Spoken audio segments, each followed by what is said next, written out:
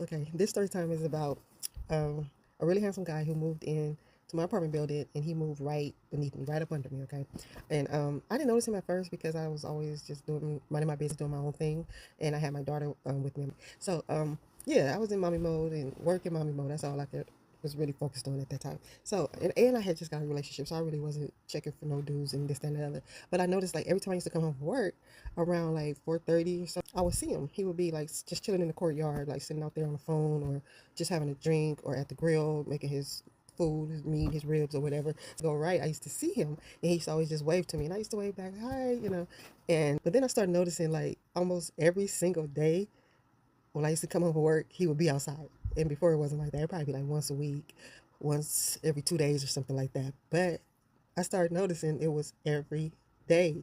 I'm in the laundry room doing laundry because it is the weekend.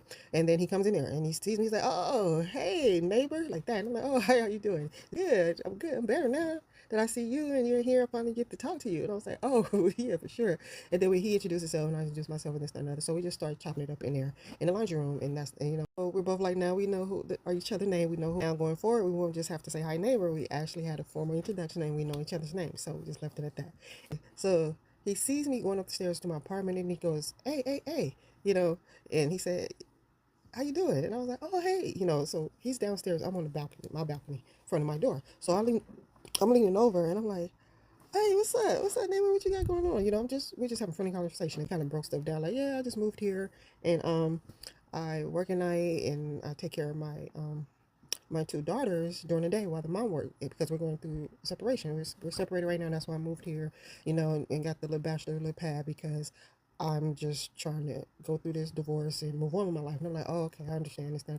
So when I'm talking to him over the balcony, he was like, oh, I just dropped my daughters off, so I'm kind of free. What you got going on? And I was like, oh, I'm just chilling. So we just really, really just chopping it up, innocent.